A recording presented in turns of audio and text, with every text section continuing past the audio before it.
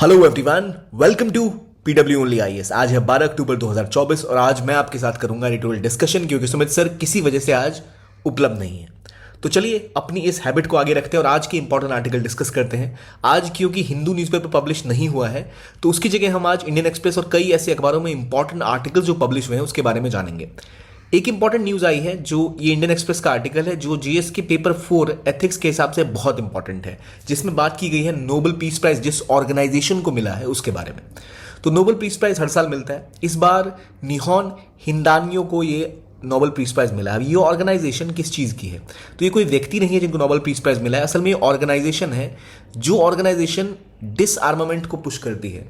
असल में ये ऑर्गेनाइजेशन जो है ये उन मेमोरीज को प्रिजर्व करती है जो जापान में न्यूक्लियर एटॉमिक अटैक जो हुआ था, एटॉम बॉम्ब जो उनके ऊपर गिराया गया था, उन मेमोरीज को प्रिजर्व करती है। और जो उनके सर्वाइवर्स हैं उनकी यादें, उनकी परेशानियां, उनकी जो टेस्टिमोनीज हैं उसको कंजर्व करती हैं और इसकी वजह से इनको नोबेल प्राइज दिया गया है। अब यहां हमें यह समझना पड़ेगा कि आखिर क्यों ये मेमोरीज इंपॉर्टेंट है। इस आर्टिकल में डिस्कस किया गया कि नोबेल प्राइज क्यों बहुत रेलेवेंट है और इनको ये पीस प्राइज क्यों दिया गया। देखिए, असल में ये जो ऑर्गेनाइजेशन है ये कर क्या रही है, निहोन हिंदान को ये करती बस इतना है कि जिन लोगों ने एटम बॉम्ब की त्रासदी को झेला नागासाकी और हिरोशिमा में, उनकी जो मेमोरीज हैं, जो उनकी बयान है, जो उनको पीड़ा हुई, उसको ये प्रिजर्व करते हैं। और आपको याद होगा, इससे जोड़ने के लिए एक आर्ग्यूमेंट देता हूं मैं आपको। इंडियन गवर्नमेंट ने भी स्टार्ट किया था remembering the horrors of partition day, start किया था 14 अगस्त को गवर्नमेंट ऑफ इंडिया मनाती है, remembering the horrors of partition. तो हम क्यों उसको याद करते हैं, उसी से जुड़ा हुआ संदर्भ आप यहां से जोड़िए कि ये जो ऑर्गेनाइजेशन है ये इन चीज़ों को जोड़ती है, लेकिन इसका एक बहुत महत्वपूर्ण रोल है कि ये हमें अपने पास्ट के हॉरर्स को याद रखने की सीख देती है, जिससे आगे ऐसा कुछ ना हो। तो होता ही है कि जब आप इस चीज़ को अगर भूल गए ना, अगर आप होलोकास्ट को भूल गए, अगर आप पार्टीशन के उस दर्द को भूल गए, या आप एटम बॉम्ब में जो पीड़ा आती है उसको भूल गए, तो आप न्यूक्लियर बॉम्ब को बहुत इजीली लेने लगोगे और समझोगे क्या ही होगा, एटम बॉम्ब गिर गया तो कुछ नहीं होता। तो ये चीज़ें धरती पर दोबारा ना हो, उसको रोकने के लिए ऐसी मेमोरीज बहुत इंपॉर्टेंट है और मेमोरीज को प्रिजर्व करना बहुत इंपॉर्टेंट है। इसीलिए इस ग्रुप को ये नोबेल प्राइज दिया गया। अब देखिए यहाँ पर क्या कॉन्सेप्ट है, इसको इथिक्स में आप स्पेसिफिकली यूज कर सकते हैं, ऐसे में यूज कर सकते हैं, the power of memory and witnessing. जब हम किसी इवेंट को विटनेस करते हैं, उसको देखते हैं, तो वो हमारी मेमोरी में स्टिक कर जाता है और आगे हमें प्रेरित करता है कि ये घटना, ये चीजें हम दोबारा ना करें। कोई बच्चा अगर कभी बचपन में ना किसी स्विच में उंगली डाल देता है ना, प्लग्स में, तो फिर कभी वो किसी बिजली के तार को ऐसे या किसी बोर्ड में से उंगली नहीं डालता। गर्म चाय से एक बार जुबान जल जाए तो कोई बच्चा गर्म चाय पीने के लिए आगे नहीं आता। वो एक छोटा एग्जाम्पल है। एक बड़े लेवल पे, क्योंकि हमने एज ह्यूमन काइंड ये त्रासदी देखी है, इसलिए इस त्रासदी से सीख लेते हुए हमें ये जो टेस्टिमोनीज है, जो लोगों की यादें हैं, इनको प्रिजर्व किया गया है। और जो लोग इस चीज़ से पीड़ित थे उनको एक स्पेसिफिक टर्म से कहा जाता है जिसको कहते हैं हिबाकुशा। हिबाकुशा उन लोगों को कहते हैं जो हिरोशिमा और नागासाकी के बॉम्बिंग में सर्वाइवर्स थे और सर्वाइवर होने के बाद उनको उनकी जनरेशंस जो आगे आई उन पर इसका प्रभाव रहा और उनकी दुनिया तबाह हो गई। तो हिबाकुशा, याद रखिए, हिबाकुशा ऑर्गेनाइजेशन का नाम नहीं है, हिबाकुशा सर्वाइवर्स को कहते हैं। जो एटम बॉम्ब के विस्फोट के बाद जो जीवित बचे, जो सर्वाइवर्स थे, उनको हिबाकुशा कहते हैं। उनकी जो पीड़ा थी इसको प्रिजर्व किया ताकि दुनिया कभी इस दर्द को ना भूले और दुनिया कभी दोबारा एक न्यूक्लियर वॉर में ना इंडल्ज हो। और अगर जब तक ये टेस्टिमोनीज है तो हमें याद रहेगा क्या हो सकता है अगर न्यूक्लियर बॉम्ब ब्लास्ट हो। तो इसको हम यूज कर सकते हैं एक मॉरल रिफ्लेक्शन की तरह, एक ऐसी याद की तरह जो हमें आगे इन तरह के कर्मों को करने से रोके। इसलिए निहोन हिंदानक्यो जो है ये एक बहुत बड़ा रोल प्ले कर रहा है हमारे मॉरल और एथिकल फ्रेमवर्क को जिंदा रखने के लिए, मॉरल प्लस एथिकल फ्रेमवर्क को जिंदा रखने के लिए। ये 3 पॉइंट याद रखिए, मॉरल, एथिकल फ्रेमवर्क, पुरानी मेमोरी को प्रिजर्व करना और प्लस न्यूक्लियर डिसआर्ममेंट को एडवोकेट करना। क्योंकि हमारे पास यादें हैं, हमारे पास वो बातें हैं, हमें दिख रहा है सामने से, तो ज्यादा स्ट्रांगली आप एडवोकेट करो कि नहीं, भविष्य में ऐसा कोई भी रेस नहीं होनी चाहिए वेपन्स के लिए, न्यूक्लियर डिसआर्ममेंट होना चाहिए, यानी जो लोग हैं वो अपने हथियार डाल दें, न्यूक्लियर वेपन्स की जो रेस है वो रुक जाए। और मॉडर्न एरा में भी हमने ऐसी कई त्रासदियां देखी हैं। इस त्रासदी से सीख लेके हम उन त्रासदियों को रोक सकते हैं। फॉर एग्जाम्पल, वॉर जब लगातार दुनिया भर में लड़ी जाती है, जैसे आप गाजा में देख लो, या अभी अब इसराइल, लेबनान, ईरान, कई जगह वॉर्स चल रही हैं, तो उन वॉर्स में जो लोगों की पीड़ा है वो लोगों को दूर से नहीं दिखती। इसलिए कुछ लोग कहते हैं हाँ भाई 4 बम और मार दो, या अच्छा हुआ ईरान तबाह हो गया, अच्छा हुआ इसराइल तबाह हो गया। पर once you have witness that, वो उस पीड़ा को जब आप महसूस करते हो तो आप वॉर के ट्रॉमा को समझ सकते हो, उस दर्द को समझ सकते हो। तो जब आज हमारे पास new forms of mass violence आ रहा है, जहां पर लोकल वायलेंस, रेसिज्म, जेनोफोबिया, ये सब उभर के आ रहा है, तो उस समय में हमें विक्टिम्स की मेमोरीज का इस्तेमाल करना चाहिए अपने मॉरल कंपस को सही दिशा में ले जाने के लिए। और क्योंकि हमारा जो मॉरल फ्रेमवर्क है वो कुछ हद तक फेल होता दिख रहा है। क्यों फेल हो रहा है? कि हम याद तो रखते हैं, उन विटनेसेस को याद रखते हैं, उन चीज़ों को रिमेंबर करते हैं, लेकिन फिर भी जो अभी दुनिया भर में जो वॉर्स चल रही हैं वो उन चीज़ों को भुला देती है। आज कंट्रीज फिर भी न्यूक्लियर पावर को एक्वायर करना चाहते हैं, न्यूक्लियर बॉम्ब बनाना चाहते हैं। इवन यूक्रेन के केस में, जहाँ पर कई बार देखा गया कि जो न्यूक्लियर पावर प्लांट है उनके ऊपर भी, उनके आसपास भी हमले हुए, और अगर वहाँ कुछ ऐसा घटता जिससे एक न्यूक्लियर दुर्घटना घट जाती तो दुनिया में फिर एक त्रासदी मच सकती थी।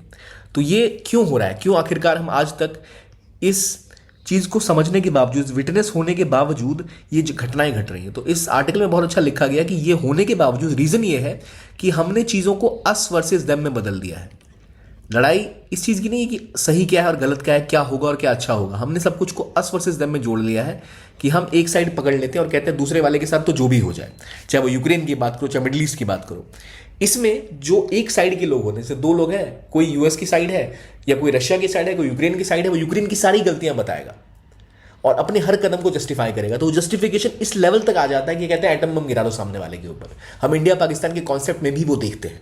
तो जब ये चीजें होती है, नैरेटिव्स जब बनाए जाते हैं अस वर्सेस देम, ये नैरेटिव बनाए जाते हैं ताकि डायलॉग और बातों को इस तरफ ले जाया जा सके जिससे कि कोई भी आप बड़े से बड़ा अटैक करो, कुछ भी करो, उस पर कोई असर ना हो। तो इसीलिए ये जो यादें हैं, ये जो रिमेंबरेंस है, इसकी भी एक लिमिट होती है। आपने म्यूजियम बना दिया कि भाई एटम बम से लोगों की जाने गई, इतनी उन लोगों ने वेदना झेली, इतनी पीड़ा झेली, लेकिन मॉरल रियल वर्ल्ड में क्या होता है? रियल पॉलिटिक का इस्तेमाल होता है। आप कहते हैं कि भाई हम स्ट्रेटेजिक इंटरेस्ट की बात कर रहे हैं। स्ट्रेटेजिक इंटरेस्ट जो है, जो रियलिज्म है, वो इन सब से ऊपर की बात है। रियलिज्म का सहारा हमें लेना चाहिए, रियलिज्म में जियो। अगर हम एटम बम नहीं रखेंगे तो हो सकता है कल को हम पे हमला हो जाए। और लगातार जो इंटरनेशनल इंस्टीट्यूशंस हैं उनमें भी फेलियर्स देखा गया है। वो न्यूक्लियर प्रोलिफरेशन को रोक नहीं पाए। न्यूक्लियर प्रोलिफरेशन को क्यों नहीं रोक पाए भाई? तो पहली बात, अभी जो दुनिया में स्ट्रक्चर है वहां पर एनपीटी की बात की जाती है कि आप एनपीटी पे साइन कर लो, उसके बाद न्यूक्लियर वेपन्स मत बनाना। लेकिन जिन लोगों के पास न्यूक्लियर वेपन है, वो जो मेजर 5 पावर्स हैं, America, UK, Russia, China, France, इनके पास इनकी कोई दिक्कत नहीं है। तुम भाई जितने बनाने बनाओ, इसके बाद और कोई नहीं बनाएगा न्यूक्लियर वेपन्स, किसी और के पास वेपन्स नहीं होंगे। तो बाकी दुनिया के इसको रोक कर, और ये 5 कंट्रीज के पास जो दबदबा बनाने की कोशिश थी, इसने क्या किया? इसने इसका मॉरल जो कंपस था ना कि भाई आप डिसआर्ममेंट की बात कर रहे हो, कह रहे हो कि आप मत रखो, लेकिन ये जो आप कह सकते हैं कि अपार्थीड चल रहा है कि कुछ लोगों को प्रेफर किया जा रहा है कुछ लोगों के खिलाफ, कि 5 देश है तो बहुत अच्छी बात है, बाकी लोग करें ना करें हमें कोई फर्क नहीं पड़ता। तो वो चीज़ गलत है। इसलिए इंस्टीट्यूशन में सुधार करने की ज़रूरत है, इक्वालिटी लाने की ज़रूरत है, और ज़रूरत है दुनिया में एक मॉडल लीडरशिप की। समवन लाइक गांधी या नेल्सन मंडेला, ऐसे फिगर्स अब नहीं है हमारे पास, लेकिन हमें ऐसे लीडर्स चाहिए। और उन लीडरशिप में जैसे ये ग्रुप है निहॉन हिदानक्यो, ये एक क्रूशल रोल प्ले कर सकता है जिससे दुनिया को इन्फ्लुएंस किया जा सके। देखिए, अभी भी समय है, हमें इन तरह की चीज़ों में नहीं फंसना है, इंपैक्ट करना है और बदलाव लाना है जिससे दोबारा ऐसा कोई घटना ना हो। तो ये जो ग्रुप है ये एक इन्फ्लुएंस प्ले कर सकता है, एक लीडर का रोल प्ले कर सकता है, और इंस्टीट्यूशंस के ऊपर दबाव बना सकता है कि वो अपने इन इक्वल सिस्टम्स को तोड़ते हुए एक साथ है, बराबरी की बात करें। तभी जाकर हम जो हमारी यादें हैं, रिमेंबरेंस जो है, उसका सही रोल निभा सकते हैं, उसका सही इंपैक्ट समाज पर डाल सकते हैं। तो इसका रोल जो है यादों का, रिमेंबरेंस का, ये कैसे बदल रहा है? हम क्या करते हैं, पहले टेस्टिमनीज को प्रिजर्व करते हैं। यानी जैसे ये ऑर्गेनाइजेशन है निहॉन हिंदायन्यो, ये करता क्या है, ये प्रिजर्व करेगा कि क्या दिक्कतें झेली, हिस्टोरिकल रिकॉर्ड्स उनके, कि उनके परिवार को क्या क्या झेलना पड़ा, क्या समस्याएं आती हैं। तो उनसे होता ये है कि ये पता लगता है कि क्या ह्यूमन कॉस्ट है, कितनी प्राइस आपको पे करनी पड़ती है किसी भी ऐसे काम को करने की वजह से। जो प्राइस एक बार इंसान को पता रहती है ना, उसको जब दिखता है कि क्या कीमत चुकानी पड़ेगी, तो फिर वो ऐसे कदम लेने से पहले कोई भी इंसान कतराता है। और दूसरा, इससे मॉरल फ्रेमवर्क शेप होते हैं। मॉरल फ्रेमवर्क कैसे शेप होते हैं? विश्व में कहीं भी एटॉमिक वेपन्स ना बनाए जाएं, कहीं भी एटॉमिक वेपन्स का इस्तेमाल ना हो। आज अगर नागासाकी हिरोशिमा हमने ना देखा होता तो पता नहीं इंडिया पाकिस्तान ने भी कभी ना कभी एटॉम बम मार दिए होते एक दूसरे को। पर हमें पता है कि भाई किस लेवल तक चीज़ें जा सकती हैं, इसलिए करने से पहले इंसान कतराता है। प्लस इन चीज़ों के साथ एक चीज़ और होती है, इंस्पायर द एक्शन। केवल ये रखने की चीज़ें नहीं है, पढ़ने की चीज़ें नहीं है, एक्शन को हमें इस पर इनिशिएट करना है। क्या एक्शन की दुनिया भर के लीडर्स साथ आए and they take measures to ensure कि कोई ऐसे काम ना हो, लीडर्स नए नए इवॉल्व हो जो इसको रोके और इस त्रासदी को आगे ले जाने से रोके और इसको कोई और रिपीट ना करे, ये इंश्योर करें। तो इसीलिए अब जो दुनिया बदल रही है इसमें रिमेंबरेंस का एक बहुत बड़ा रोल है। कैसे? दुनिया जितनी ज़्यादा कनेक्टेड हो चुकी है, इस ग्लोबलाइज वर्ल्ड में मास वायलेंस और कॉन्फ्लिक्ट केवल एक जगह नहीं थमता है। अगर कहीं पर वायलेंस बढ़ाना, अगर रशिया और यूक्रेन के बीच में वॉर हुई तो उसका प्रभाव हम सब पे पड़ा है। खाने की कीमतें बढ़ी हैं, ऑयल के प्राइसेस बढ़ जाएंगे मिडिल ईस्ट में कॉन्फ्लिक्ट होगा तो, और गरीब लोग जो हैं वो और बुरी स्थिति में आ जाएंगे। लाखों लोग बेघर हो जाएंगे उस एक वॉर की वजह से, जो गरीबी रेखा के नीचे पहुंच जाएंगे। अफ्रीका में उसका बहुत बड़ा प्रभाव पड़ रहा है। तो इसलिए ज़रूरत है, जब ग्लोबल इंटरकनेक्टेडनेस है तो इसका ग्लोबल इंपैक्ट हो रहा है, इसलिए दुनिया भर के देशों को और लोगों को साथ आने की ज़रूरत है और अपनी गवर्नमेंट्स पे दबाव बनाने की ज़रूरत है कि वो ऐसे कामों में संलिप्त ना हो। और ये भी अब एक रियलिटी है कि दुनिया इस तरह की बदल रही है जहाँ पूरी दुनिया हर जगह से इस चीज़ को विटनेस कर सकती है कि आप देख सकते हैं मीडिया में, आप देख सकते हैं सोशल मीडिया में, आप देख सकते हैं कम्युनिकेशन टेक्नोलॉजीज के थ्रू कि क्या हो रहा है। आप अपने घर से विटनेस कर सकते हैं सफरिंग को कि भाई क्यों इतनी तबाही मच रही है।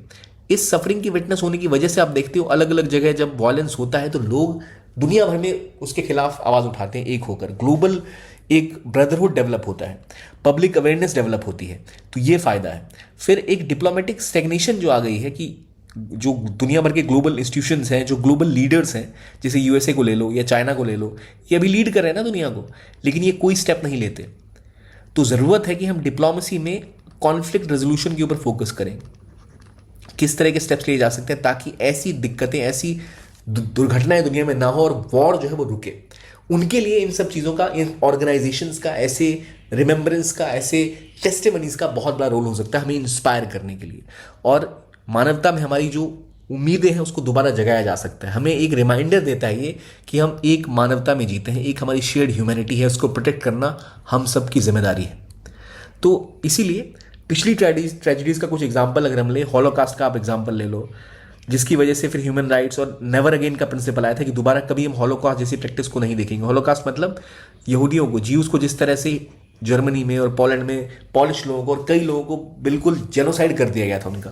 तो उसके बाद हमने ये सीखा था कि कभी ये वापस नहीं होगा। नेवर अगेन का प्लेज दुनिया में लिया जाता है। और हिरोशिमा नागासाकी के बाद एक न्यूक्लियर टैबू क्रिएट हुआ था कि भाई न्यूक्लियर वेपन्स जो है वो एक टैबू है, इसका कोई इस्तेमाल नहीं करेगा। अगर इसका इस्तेमाल होगा तो मानवता धराशायी हो जाएगी। एनपीटी जैसे लॉ आए, एनएसजी जैसे ग्रुप्स बने जो ये बोलते हैं कि भाई अगर आप न्यूक्लियर वेपन्स बनाओगे तो हम आपको यूरेनियम सप्लाई नहीं करेंगे। लेकिन अभी समस्याएं भी हैं। समस्या ये है कि कॉन्फ्लिक्ट लगातार बढ़ते जा रही हैं और इस कॉन्फ्लिक्ट को हम देख रहे हैं तो हमारी जनरेशन्स जो है वो ऑलरेडी ट्रॉमा में है। वॉर को नॉर्मलाइज किया जा रहा है, जंग हम सब के लिए आम हो रही है। सफरिंग हम देखते हैं वो बच्चों को दिखती है जो उन जोन्स में रहते हैं, वो उसके साथ ही पैदा होते हैं, उस पीड़ा के साथ ही। लगातार ह्यूमन राइट वायलेशन बढ़ रही है, ऑथोरिटेरियनिज्म बढ़ रहा है, एक ऐसा सिस्टम जहां एक ही व्यक्ति सब कुछ को दबाने की कोशिश कर रहा है वो बढ़ रहा है। और इसीलिए यहां पर बहुत ज़रूरी है रोल ऑफ रिमेम्बरेंस, यानी हम हिबाकुशा के लोगों की यादों से कुछ सीखें और न्यूक्लियर डिसआर्ममेंट को पुश करें और नई जनरेशन्स को सिखाएं कि पहले लोगों ने क्या झेला और उससे हम सीख सकें। इसलिए हम पार्टीशन के हॉरर की बात भी इंडिया में करते हैं। वो अभी हम उस शोक को भी हम याद रखते हैं 14 अगस्त को, जब भारत का बंटवारा हुआ था, कितने लोगों की जाने गई थी, ताकि दोबारा कभी हमारी सोसाइटी ऐसे ना बढ़ सके। तो आपको इसको एथिक्स और एसे के कॉन्टेक्स्ट में सोच सकते हैं। बहुत इंपॉर्टेंट आर्टिकल था। हिबाकुशा क्या होता है ये भी आपको पता लग गया, ठीक है। ऐसे ग्रुप्स का क्या रूल रहता है ये भी आपको पता लग गया, ठीक। तो इस ग्रुप से ये बोला गया है कि भाई क्या करना है फाइनल कंक्लूजन में, कि एक, हमें इंटरनेशनल कोऑपरेशन को मजबूत करना है। दूसरा, हमें मॉरल लीडरशिप को प्रायोरिटाइज करना है ताकि ये स्टेप लिए जा सके। मॉरल लीडरशिप लेने की मतलब होता है कि आप जिम्मेदारी लें कि आगे कभी ऐसा ना होगा और जो सच है उसका साथ देंगे, जो सही है उसका साथ देंगे, ठीक है। प्लस आप डायलॉग और अंडरस्टैंडिंग को डेवलप करोगे, प्रमोट करोगे इन चीज़ों के थ्रू। एक ऐसा एनवायरनमेंट बनाओगे जहां लोग आपस में आके, देश आपस में आके बात कर सके और कॉन्फ्लिक्ट को रिजॉल्व कर सके। जो ह्यूमैनिटी है उस पर जो प्रभाव पड़ेगा, अस वर्सेस देम नैरेटिव की बात हमने की थी ना, इससे बाहर निकलने की ज़रूरत है। प्लस एजुकेशन और रिमेम्बरेंस में इन्वेस्ट करो ताकि लोग याद रखें कि ऐसी चीज़ें होती हैं। जैसे निहॉन हिदानियो को जैसी ऑर्गेनाइजेशंस हैं, या फिर आप remembering the horror of partition का एग्जांपल आप ले लो, या हॉलोकास्ट को लोग याद रखते हैं ताकि ऐसी चीज़ें ना हो और हमारी आगे वाली जनरेशन्स को भी पता रहे कि ऐसा कुछ झेला गया था, ऐसा भी कुछ हुआ था और वो कभी रिपीट ना हो, ठीक है। तो ये था ये आर्टिकल। अगला आर्टिकल जो है वो एग्रीकल्चर से जुड़ा हुआ है, मेजर क्रॉपिंग पैटर्न्स को लेकर कि कैसे क्रॉपिंग पैटर्न्स बदल रहे हैं और वहां पर कुछ शॉकिंग हुआ है। तो पेपर 3 के लिए बहुत इंपॉर्टेंट आर्टिकल है, प्रीलिम्स और मेंस दोनों के लिए, तो उस पर ध्यान देते हैं जरा हम कि इंडिया के एग्रीकल्चर लैंडस्केप में क्या बदलाव हो रहे हैं। हमें पता है कि इंडिया का एग्रीकल्चर ग्रो कर रहा है, थोड़ा सा ही सही, पर एग्रीकल्चर ग्रोथ हमें पता है कि थोड़ी बहुत तो हो रही है। लेकिन इस ग्रोथ में एक अलग सा चेंज देखने को मिला है। एग्रीकल्चर डाइवर्सिफिकेशन जहां पर हुई है वहां पर विकास हुआ है, और जहां डाइवर्सिफिकेशन नहीं हुई है वहां स्टेग्नेशन हुई है। मतलब जब मैं एग्रीकल्चर आउटपुट की बात करता हूं, ऐसे खेतों की बात करता हूं, तो आपको कौन याद आएगा? कौन से राज्य? पंजाब या हरियाणा। लेकिन इस आर्टिकल में ये पता लगता है कि पंजाब हरियाणा में असल में ग्रोथ हुई ही नहीं है, वहां कम हो गई है। इंडिया में एग्रीकल्चर एनुअल ग्रोथ अगर हम देखें पिछले 10 साल की, वो हुई है अराउंड 3.7% पिछले 10 सालों में। एनुअल एवरेज ग्रोथ हुई एग्रीकल्चर की 3.7% ड्यूरिंग द 2014 to 24। अगर हम 2004 टू लेके 14 तक की बात करें तो वहां पर अराउंड 3.5% की ग्रोथ थी, और उससे पहले के सालों में जाएं तो डेकेडल ग्रोथ 2.9 थी। तो 2.9% से 2000 से लेके 1990 आप कह सकते हो 8 से लेके 2004 तक जो ग्रोथ थी वो 2.9 थी, फिर वो बढ़कर 3.5 हुई, अब ये ग्रोथ बढ़कर 3.7 हुई है। तो कोई एक्सेप्शनल ग्रोथ नहीं हुई एग्रीकल्चर में, लेकिन थोड़ी बहुत ग्रोथ हुई है। लेकिन ग्रोथ का आप अंतर देखिए कितना है। लाइफ स्टॉक और फिशरीज, जिसको हम अक्सर इग्नोर कर देते हैं, उनमें बहुत ज़्यादा ग्रोथ हुई। और ये 3.7% आप ग्रोथ की बात कर रहे हो, ये ग्रोथ भी इसी वजह से हुई है क्योंकि लाइफ स्टॉक्स और फिशिंग में बहुत ग्रोथ हुई। लाइफ स्टॉक मतलब आप अंडे या मुर्गी पालन या फिर आप छोटे मोटे जो जानवर पालते हैं उसकी बात की जा रही है। तो एक लाइफ स्टॉक बूम देखी गई भारत में, जहां पर पिछले 10 सालों में 5.8% ग्रोथ लाइफ स्टॉक में देखी गई है। चाहे आप पशु, गाय की ले लो, मुर्गी की ले लो, अंडे की ले लो, इन सब की ग्रोथ में। और एक्वाकल्चर यानी फिशरीज के प्रोडक्शन में भी लगातार ग्रोथ देखी गई है, जहां पर 9.1% ग्रोथ पिछले 10 साल में देखी गई है। और क्यों आखिरकार हो रहा है कि भाई इतनी ग्रोथ यहां पर हो रही है? इसकी वजह यह है कि मार्केट में डिमांड कहाँ शिफ्ट हो रही है। जैसे जैसे हमारी परचेजिंग पावर बढ़ रही है, पर कैपिटा इनकम बढ़ रही है, मिडिल क्लास ग्रो कर रहा है, तो उन्हें चाहिए अब क्या? उन्हें चाहिए अब प्रोटीन। तो प्रोटीन कहाँ से मिलेगा? दूध से मिलेगा, अंडे से मिलेगा, मीट से मिलेगा ज़्यादा से ज़्यादा।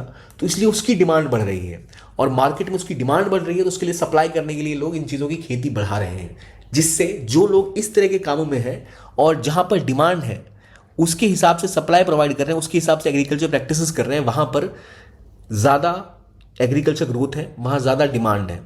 उल्टा जिसको हम नॉर्मल समझते हैं कि भाई ये एरिया बेहतर है, यानी अगर आप फील्ड क्रॉप्स की बात करो जैसे राइस या वीट या जो खड़ी फसलें होती हैं, हमें उम्मीद की जाती है कि भाई इन फसलों पर तो एमएसपी मिलता है, सरकार मदद करती है।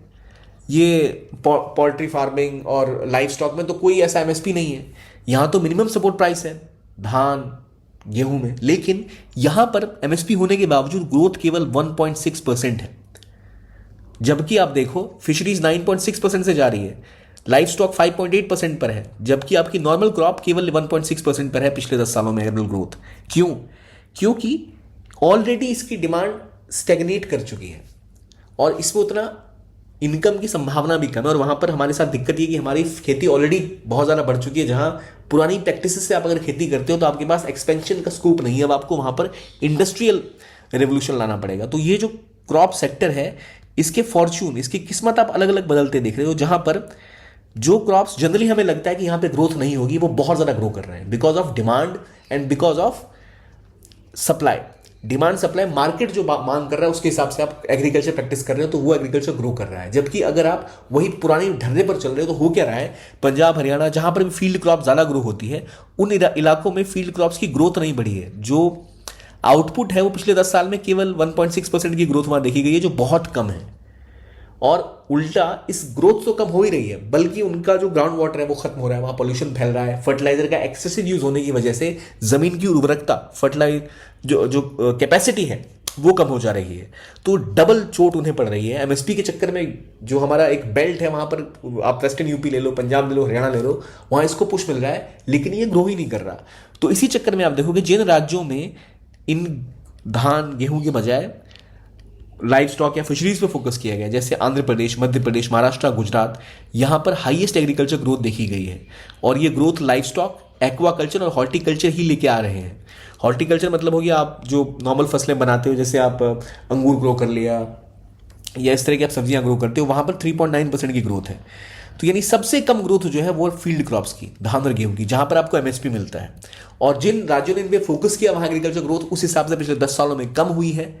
और बदले में जहां पर आप देखो डाइवर्सिफिकेशन किया गया है वहां ग्रोथ देखी गई है। और पीछे कौन छूट रहा है? तो वही दो, पंजाब हरियाणा प्राइमरली पीछे छूट गए, क्योंकि ये सीरियल और फील्ड क्रॉप के ऊपर फोकस कर रहे हैं और इसलिए ग्रोथ यहां अब कम हो रही है। ग्रीन रेवोल्यूशन के बाद बूमिंग ग्रोथ देखी गई, लेकिन अब यहां ग्रोथ कम है।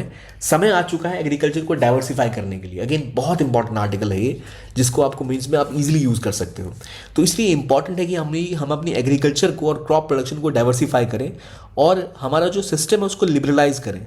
एमएसपी ड्रिवन एग्रीकल्चर प्रोडक्शन जब तक इस देश में होता रहेगा कि जो आपकी सहायता राशि है जिसमें ज़्यादा होगी, आप उसी क्रॉप को ग्रो करोगे, तो उससे होगा ये कि आपके पास ग्रोथ उतनी नहीं रहेगी। जो मार्केट जिस तरह बिहेव करता है, अगर एग्रीकल्चर कोई किसान उस तरह से करे तो ग्रोथ की संभावना बहुत ज़्यादा बढ़ जाती है। और इसीलिए अब रिक्वायरमेंट है पॉलिसी लेवल इंप्लीकेशंस का, कि हमें ज़रूरत है कि हम मार्केट ओरिएंटेड अप्रोच रखें। फार्मर्स को इनेबल करना चाहिए कि वो ग्रो करें जो मार्केट डिमांड कर रहा है। अगर मार्केट में आज डिमांड है ऐसी क्रॉप्स की जो प्रोटीन रिच है और उन क्रॉप्स पे ज़्यादा पैसा मिल रहा है, तो भाई वो ऐसी चीज़ ग्रो करें ताकि किसानों को फ़ायदा तो हो, वो चीज़ें बिके, उनकी इनकम में डबल ग्रोथ हो, इनकम एश्योरेंस भी मिलती है। तो पर एकड़ इनकम ट्रांसफर जो है वो बेहतर सेफ्टी नेट प्रोवाइड करेगा फार्मर्स को, और इससे रिस्क टेकिंग भी बढ़ेगी, मार्केट ओरिएंटेड प्रोडक्शन होगा। ये बोला जा सकता है कि हम ये बता दें कि भाई इतनी इनकम तो हम गारंटी करें कि आपको मिलेगी अगर आप कोई और क्रॉप ग्रो करते हो। तो मान लो आप गेहूं धान फसल हर साल कोई किसान ग्रो करता है पिछले 50 सालों से, उसको आपको कि इतने एकड़ में तो चलो आपको इतनी धनराशि हम देंगे ही देंगे। तो उनको लगेगा चलो भाई क्रॉप फेल भी हो गई तो इतना तो अपना बनता है, और अगर हम दूसरी क्रॉप ग्रो करते हैं तो हो सकता है मार्केट में हमें ज़्यादा पैसा मिले, धान या गेहूं की एमएसपी भी जितना मिल रहा है उसके मुकाबले। तो हम इंसेंटिवाइज कर सकते हैं अगर हम इनकम इंश्योरेंस दें, प्लस हम एक्सेस को फैसिलिटेट करें। गवर्नमेंट किसानों को अगर क्रेडिट दे, इंश्योरेंस दे, टेक्नोलॉजी मुहैया कराए, जो ऑलरेडी अलग अलग स्कीम्स इसके अंदर है, आपको पता ही है। लेकिन उसके बावजूद मार्केट को लेके किसानों में एक रिस्क अवर्स एटीट्यूड है। वो सोचते हैं कि चलो भाई एमएसपी बेहतर है, एक सेफ्टी रहेगी, पैसे हाथ में आएंगे। तो किसानों को ये जब तक यकीन ना दिलाया जाए कि भाई आप अगर शिफ्ट करोगे तो आपको इंश्योरेंस भी है तो कोई दिक्कत की बात नहीं है, तभी जाकर हमारा एग्रीकल्चर सेक्टर जिस स्थिति के साथ ग्रो करना चाहता है वो ग्रो कर पाएगा। और जिन ज़मीनों पर, जिन एरियाज में ग्राउंड वाटर डिप्लीट कर रहा है, जो सॉइल पोल्यूशन है वो बहुत ज़्यादा बढ़ रहा है, और पेस्टिसाइड्स, इंसेक्टिसाइड का यूजेज एक्स्ट्रा हो रहा है, और यहाँ तक कि पॉल्यूशन में भी इनका रोल है, क्योंकि हरियाणा दिल्ली में जब स्टबल बर्न होती है तो उसका धुआं भी दिल्ली में आता है। तो वो सब चीज़ें रुक सकती हैं और किसानों को भी इसका फ़ायदा हो सकता है अगर हम पॉलिसी इंप्लीमेंटेशन करें और इस डेटा से सीखें, जहां पर फील्ड क्रॉप की ग्रोथ रेट 1.6% है और एक्वा कल्चर 9.1, लाइव स्टॉक 5.8, और इवन आपका जो हॉर्टिकल्चर है वो भी 3.9% से बढ़ रहा है। तो इससे सीख लेते हुए हमें अपने एग्रीकल्चर को बदलने की ज़रूरत है। ये डेटा है, ये सॉलिड आप अपने आंसर्स में लिख दोगे तो काफ़ी अच्छा आपके आंसर को ये स्ट्रेंथन करेगा। तो please put this data in your, जहाँ भी आप नोट्स बनाते हो वहाँ पे इसको अलग से लिख लो, बहुत इंपॉर्टेंट है ये। ठीक है, समझ गया क्या सिस्टम है? मैंने इस पीपीटी में उसको इस हिसाब से स्ट्रक्चर किया है। तो अब जो नए पावर हाउस हमारे एग्रीकल्चर के हैं वो है डेयरी, क्योंकि डेयरी में ही सबसे ज़्यादा डिमांड है। भारत में वेजिटेरियन भी बहुत सारी पॉपुलेशन है, अंडा हर कोई यूज़ नहीं करता, तो इसी वजह से आप देखते हो डेयरी की हाई डिमांड है। मिल्क प्रोडक्शन बहुत ज़्यादा बढ़ाने की ज़रूरत है, उसकी रिक्वायरमेंट बहुत ज़्यादा और बढ़ने वाली है, इसीलिए लाइव स्टॉक का ग्रोथ आगे भविष्य में और भी बहुत ज़्यादा होगा। पोल्ट्री एक्सपेंशन की भी रिक्वायरमेंट है, ऑलरेडी एग्स और चिकन की रिक्वायरमेंट काफ़ी होने वाली है और ग्रोथ की संभावना है यहाँ पर। फिशरी सेक्टर भी बहुत ग्रोथ ट्रेजेक्टरी दिखा रहा है, तो ये आगे के पावर हाउस हो सकते हैं, इसलिए किसानों को ज़रूरत है कि इस दिशा में वो सोचें और इस दिशा में कदम उठाएं। तो ये इंपॉर्टेंट जो पॉइंट्स, जो डेटा है वो आपको याद होना चाहिए। ठीक है, अगले टॉपिक पे आए।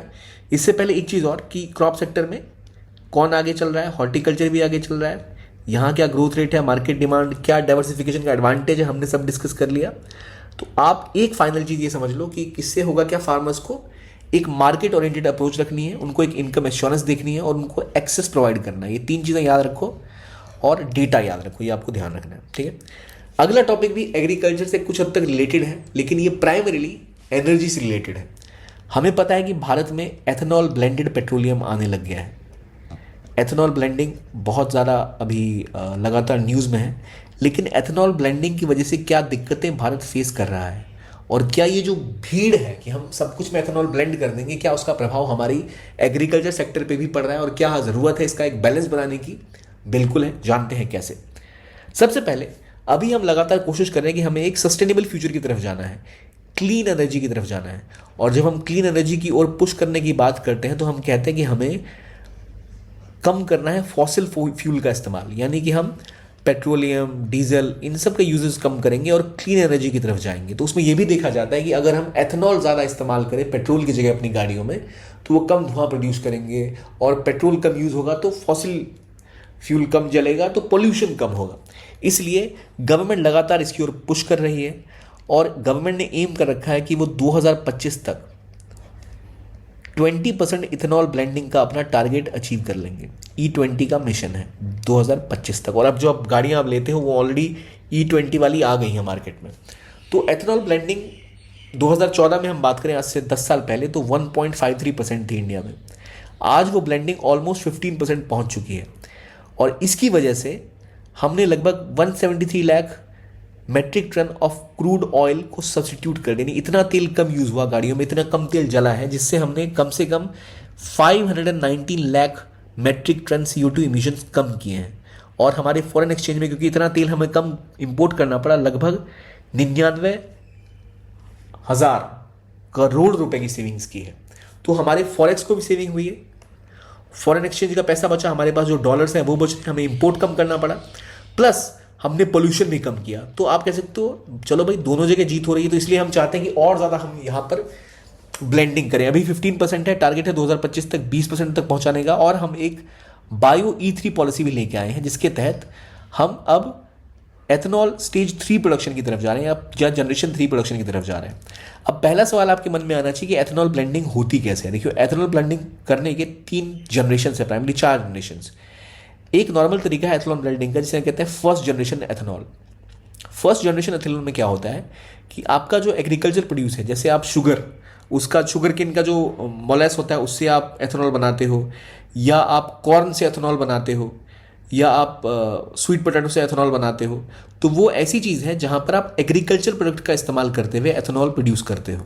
ठीक है, अब इसके साथ समस्या ये है कि अगर आप फर्स्ट जनरेशन की चीज़ों से एथेनॉल बना रहे हो तो आप एग्रीकल्चर का जो चीज़ है उसका इस्तेमाल करोगे। अगर आपने शुगर केन का इस्तेमाल किया एथेनॉल बनाने में तो वो चीनी बनता, चीनी की बजाय आप एथेनॉल बना रहे हो। अगर आप कॉर्न जो लोगों को, जानवरों को खाने देते हैं, उसके बदले में आप उसका इस्तेमाल कर रहे हो किसमें, अब एथेनॉल बनाने में, तो वो एक आपका फूड सोर्स का सब्स्टिट्यूट बन जाता है। तो भारत एक ऐसा देश है जहां पर फूड को लेकर हमेशा समस्या रहती है, इन्फ्लेशन हमेशा हाई रहता है। तो ऐसा कुछ करने का मतलब है, अगर आप बहुत मात्रा में कॉर्न्स का इस्तेमाल करने लग जाओगे एथेनॉल ब्लेंडिंग में, या शुगर केन का इस्तेमाल करोगे एथेनॉल ब्लेंडिंग में, तो इसकी वजह से कॉर्न हो या चीनी हो, उसकी कीमत बहुत ज़्यादा बढ़ सकती है, जिससे लोगों को, कंज्यूमर्स को बहुत नुकसान हो सकता है। तो इसीलिए सरकार लगातार चाहती है कि फर्स्ट जनरेशन से हम सेकंड जनरेशन की तरफ जाएं, जहां हमने बढ़ना भी स्टार्ट कर दिया है। सेकंड जनरेशन में हम लिग्नोसेल्यूलोज प्रोड्यूस का इस्तेमाल करते हैं, यानी यहाँ पर आप वेस्ट का इस्तेमाल करते हैं। शुगर केन का कुछ वेस्ट है तो उसका इस्तेमाल कर लिया, एग्रीकल्चर वेस्ट का इस्तेमाल करके आप यहाँ पर एथेनॉल बनाते हो। तो यहाँ एग्रीकल्चर का आपने प्रोड्यूस को इस्तेमाल नहीं किया, वो आपके जो यूजेज हैं इनटेक के लिए, चाहे आपके मवेशी खाएं, चाहे आपके लोग खाएं, आपके घर के चीनी का इस्तेमाल हो, वो चीज़ सेफ रहेगी। जो वेस्ट जनरेट होता है उल्टा, जिससे और तबाही मचती है, उसका इस्तेमाल आप करोगे एथेनॉल बनाने में। लेकिन उसके बाद एक तीसरी जनरेशन होती है जहाँ पर आप बायोमास का, माइक्रो एल्गल बायोमास का इस्तेमाल करोगे। आप एल्गी से भी एथेनॉल बना सकते हो, जो और ज़्यादा एडवांस स्टेज है। और उसके बाद आप जब चौथी स्टेज में पहुंचते हो तब आप जेनेटिकली मॉडिफाइड जो माइक्रोबियल होते हैं, एल्गी होते हैं, उनसे आप एथेनॉल बनाते हो। तो हमारी कोशिश है कि हम थर्ड जनरेशन और फोर्थ जनरेशन के ऊपर ज़्यादा से ज़्यादा जाएं, ताकि हम बेहतर एथेनॉल बना पाएँ और हमारा जो एग्रीकल्चर प्रोड्यूस है उसको कोई नुकसान ना हो, उसको कोई सब्स्टिट्यूट ना करना पड़े। तो इसीलिए भारत की बायो E3 पॉलिसी आई है, जिसमें हम कार्बन को स्टोर करके बायोमास बना के उसका इस्तेमाल करना चाहते हैं, ताकि हम जीरो टारगेट के ऊपर पहुंच सकें। ठीक है, जनरेशंस क्या हमने समझ लिया। अब जो आर्टिकल बात कर रहा है वो ये कर रहा है कि हमें ज़रूरत है कि हम अपने एथेनॉल के फीड स्टॉक्स को डाइवर्सिफाई करें। अभी हम मेजरली 2 सोर्सेज के ऊपर रिलाई कर रहे थे, या तो शुगर केन के ऊपर या फिर कॉर्न के ऊपर। और इसकी वजह से शुगर केन और कॉर्न के दाम बहुत ज़्यादा बढ़ गए और भारत को पेट्रोलियम तो एक्सपोर्ट करने में हमें कमी हुई। हमने जैसे यहाँ देखा कि क्योंकि हमने एथेनॉल ब्लेंडिंग स्टार्ट कर दी, इसकी वजह से क्या हुआ, हमने अराउंड 99,000 करोड़ रुपए बचाए किस चीज़ में, इंपोर्ट में, इतना कम इंपोर्ट करना पड़ा। लेकिन जिसकी वजह से, जिससे हम एथेनॉल बनाते हैं कॉर्न से और शुगर केन से, इसकी वजह से हुआ ये कि उनकी कमी होनी स्टार्ट हो। तो इसकी वजह से हुआ ये कि इंडिया का अभी $57 मिलियन का ट्रेड डेफिसिट हो गया है कॉर्न। आज से 1 साल पहले भारत कॉर्न को एक्सपोर्ट करता था। India was a corn exporter, हम एक्सपोर्ट ज़्यादा करते थे और एक्सपोर्ट करने की वजह से हमारे पास लगभग $405 मिलियन का सरप्लस था। हम ज़्यादा कॉर्न एक्सपोर्ट किया करते थे। उल्टा आज क्या हो गया, ये जो हम एक्सपोर्ट करते थे हमने पूरा का पूरा बंद कर दिया। उल्टा हमें और कॉर्न इंपोर्ट करना पड़ रहा है और हमने $57 मिलियन का ऑलमोस्ट कॉर्न ट्रेड डेफिसिट हो गया हमें। तो हमें भाई पेट्रोल में पैसा बचाया, अब यहाँ पर हमें पैसा देना पड़ रहा है। और दूसरा, अब ये देखो धीरे धीरे क्या हो रहा है कि भारत एक कॉर्न एक्सपोर्टर बनने के बजाय कॉर्न इंपोर्टर बन गया। म्यांमार से भारत ने कॉर्न इंपोर्ट किया अराउंड $64 मिलियन का, जबकि पिछले साल हमने म्यांमार से केवल $0.19 मिलियन का कॉर्न इंपोर्ट किया था। मतलब आप सोचो $1 मिलियन भी इंपोर्ट नहीं कर रहे थे म्यांमार से, एक ही साल में हमें $65 मिलियन का कॉर्न वहाँ से इंपोर्ट करना पड़ गया। और दूसरी तरफ यूक्रेन से भी हमारा जो कॉर्न है वो अब वहाँ $36 मिलियन का, वहाँ से भी हमने कॉर्न इंपोर्ट किया है।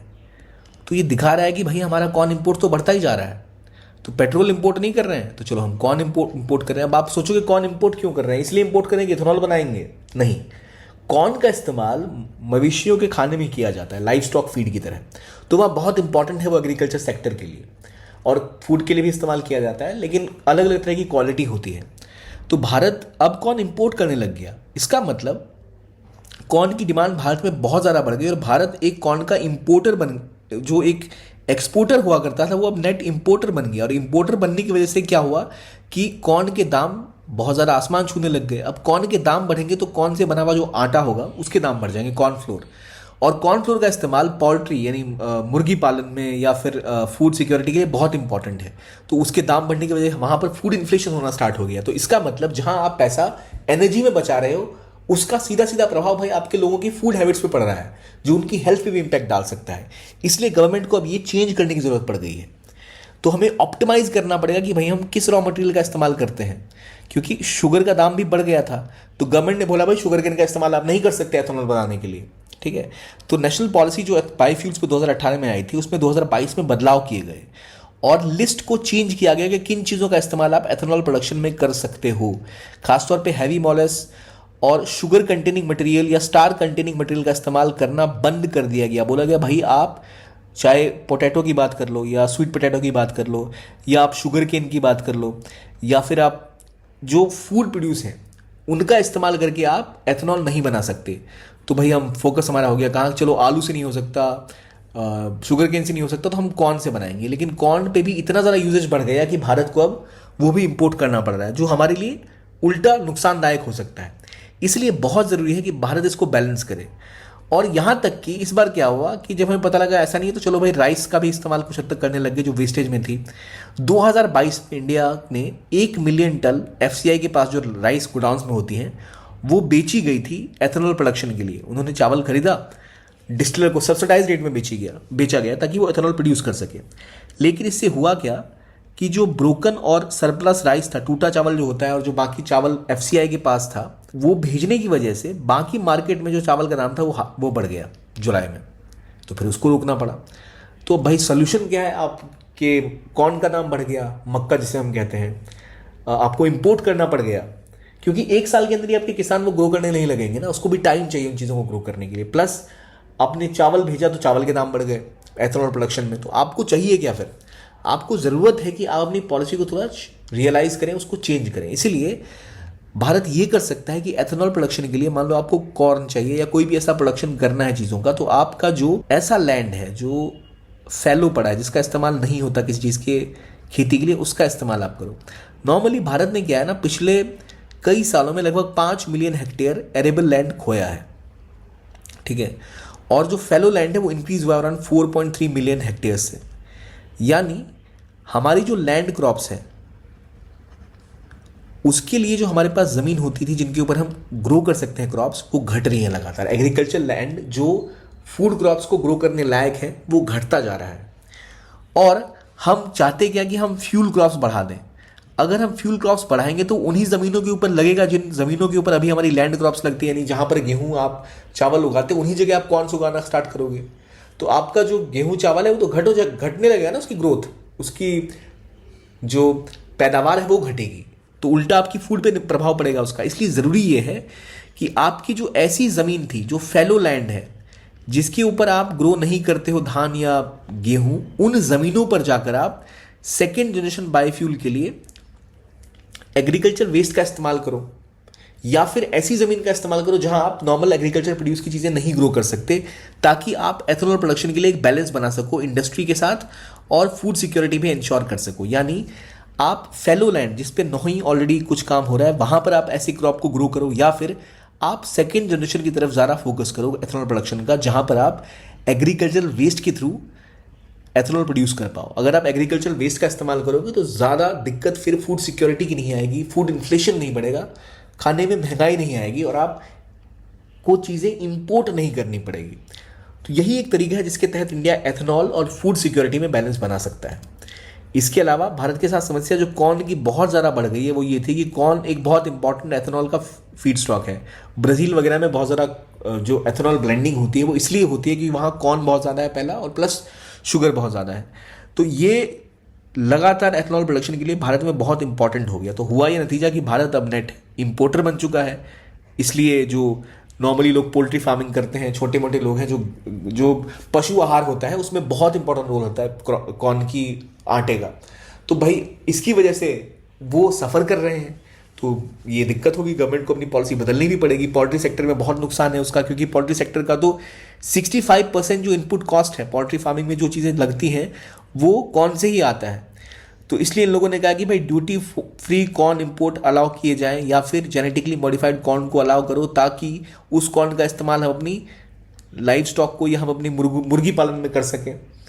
क्योंकि हो ये रहा है कि अब जो इंपोर्ट होकर कॉर्न आ रहा है वो बहुत महंगा होता है, उसके ऊपर इंपोर्ट ड्यूटी लगती है, और महंगा कॉर्न आप इस्तेमाल करोगे तो आप कैसे फिर आपकी जो पोल्ट्री फार्म है बहुत उसको मेंटेन करना बहुत महंगा पड़ जाएगा।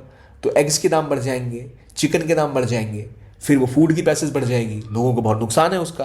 तो आवाज़ उठने लग गई भाई हमको अब आप ड्यूटी फ्री कॉर्न इंपोर्ट करने दो, या फिर जेनेटिकली मॉडिफाइड कॉर्न इंपोर्ट करने दो। भारत में भी जेनेटिकली मॉडिफाइड जो खाने योग्य क्रॉप्स हैं वो आप इंपोर्ट नहीं कर सकते। तो ये एक डिमांड उठने लग गई है। प्लस एक ट्रेड डेफिसिट बन रहा है कॉर्न के मामले में। हम कभी सरप्लस पे हुआ करते थे, आज हम 57 मिलियन डेफिसिट पर हैं। म्यांमार यूक्रेन से हम इंपोर्ट कर रहे हैं, तो भारत के लिए बड़ी समस्या बन चुकी है ये। तो इसलिए बहुत इंपॉर्टेंट है कि हम ट्रांजिशन करें पहले सेकेंड जनरेशन बायो एथेनॉल में, जहाँ पर अगर हम सेकेंड जनरेशन की तरफ शिफ्ट कर जाते हैं 2G की तरफ, 2G बायोफ्यूल एथेनॉल की तरफ, तो होगा ये कि हम एग्रीकल्चरल वेस्ट का इस्तेमाल कर पाएंगे।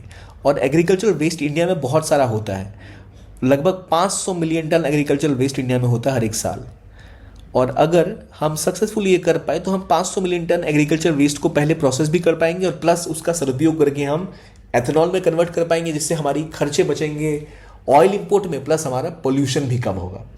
प्लस हमें ज़रूरत है कि हमारी जो रिफाइनरी है अभी वो primarily first generation ethanol blending के ऊपर बेस्ड है। नॉर्मल जो एथेनॉल फूड क्रॉप से बनता है उसको बेस्ड हमारी अभी इंडस्ट्री एथेनॉल प्रोड्यूस कर रही है। तो ज़रूरी है हमारी रिफाइनरी सेकंड जनरेशन और थर्ड जनरेशन के ऊपर फोकस करे। और कुछ रिफाइनरी सेकंड जनरेशन वाली हमने पानीपत में और नुमालीगढ़ में स्टैब्लिश भी की है, ताकि जो एग्रीकल्चर रेजिड्यू होता है, चाहे आप बैम्बू हो या फिर जो स्टबल है, जो स्टबल बर्निंग की वजह से इतना पोल्यूशन फैलता है, उस स्टबल का इस्तेमाल करके भी आप एथेनॉल बना सकते हो। थोड़ा सा प्रोसेस मुश्किल है, थोड़ी कॉम्प्लिकेशन ज़्यादा है, थोड़ा इनिशियल कैपिटल इन्वेस्टमेंट ज़्यादा है, लेकिन अगर हम वो करते हैं तो हम अपनी लाइफ स्टॉक और अपनी फूड प्राइसेस जो बढ़ रही हैं इसकी वजह से, उसको बैलेंस करने में कामयाब हो पाएंगे। और फाइनली ज़रूरत है फाइनेंशियल सपोर्ट की, जिसके लिए गवर्नमेंट ने प्रधानमंत्री जीवन स्कीम लॉन्च करी है, ताकि बायोफ्यूल प्रोजेक्ट को हम सेकेंड जनरेशन और थर्ड जनरेशन की तरफ लेके जा सकें। और अभी हमारा टारगेट है इसको सेकेंड जनरेशन में लेके जाना, ताकि हम बेहतर बायोफ्यूल डेवलप भी कर पाए और हमारे एग्रीकल्चर क्रॉप्स को नुकसान भी ना हो। इन सब के अलावा ये भी बहुत ज़रूरी है कि हम अपनी लैंड प्लानिंग करें, स्ट्रैटेजिक लैंड प्लानिंग करें। ये ना हो कि भाई हम गेहूं और धान की ज़मीन पे कॉर्न उगा रहे हैं या फिर ऐसा फसल उगा रहे हैं जिसकी वेस्ट को हम ले जाके एथेनॉल में फिर यूज़ करें। ये गलत है। हमें ज़रूरत है कि हमने जो अभी तक अपना एरेबल लैंड को लूज़ किया वो तो चला गया, लेकिन जो खाली पड़ी ज़मीन है जिस पे आप लैंड क्रॉप्स ग्रो नहीं कर सकते, वहाँ पे इसका इस्तेमाल करो। फ्यूल क्रॉप का एक्सपेंशन इस तरह से करो कि आपका जो लैंड नॉर्मल क्रॉप ग्रो करने में नहीं यूज़ हो सकता, उस लैंड पे आप इसको ग्रो करो। चाहे आप मान लो राजस्थान के इलाके हैं या गुजरात के ऐसे इलाके हैं जहाँ पर नहीं इस तरह की प्रैक्टिस हो सकती, वहाँ पर आप फ्यूल क्रॉप्स को ग्रो कर सकते हो। जो बंजर ज़मीन है, फैलो लैंड जिसे आप कहते हैं, उसको रिवाइव कर सकते हो फ्यूल क्रॉप्स के लिए, ताकि आप लैंड का स्ट्रेटजिक इस्तेमाल करो, क्रॉप्स का स्ट्रेटजिक इस्तेमाल करो और वेस्ट का इस्तेमाल करो, ताकि आप एथेनॉल प्रोडक्शन इस तरह से करो कि आपकी एग्रीकल्चर प्रोडक्शन बेहतर तरीके से हो सके। तो यहाँ हमने समझा कि भाई एक तो एग्रीकल्चर के डाइवर्सिफिकेशन की बहुत ज़्यादा ज़रूरत है, क्योंकि जो ग्रोथ है वो कहाँ हो रही है, वो हो रही है हॉर्टिकल्चर में, वो हो रही है पोल्ट्री फार्मिंग में। अब भाई जहाँ ग्रोथ हो रही है उसका इनपुट कॉस्ट बढ़ रहा है इन चीज़ों के चक्कर में, तो बहुत आवश्यक है बैलेंस बनाना। और जो रॉ मटेरियल की लिस्ट है उसको थोड़ा एक्सपेंड करना पड़ेगा और ये बोलना पड़ेगा कि हम एग्रीकल्चर वेस्ट से और बायोमास से अपने सेकेंड जनरेशन वाले बायोएथेनॉल का इस्तेमाल करें, अपनी प्रायोरिटीज़ को बैलेंस करें, 2G बायोएथेनॉल को बढ़ावा दें और स्ट्रेटेजिक लैंड प्लानिंग करें। अगर हम ये 4 चीज़ें करते हैं तो हम बायोएथेनॉल की प्रॉब्लम से निजात पा सकते हैं, जो भी क्राइसिस हम झेल रहे हैं। ये था आज का आर्टिकल, ये था आज का डिस्कशन। आई होप आपको अच्छा लगा हो। कोई डाउट्स हैं तो कमेंट सेक्शन में आप पूछ सकते हैं। देखने के लिए बहुत बहुत धन्यवाद। Keep on watching PW only IAS।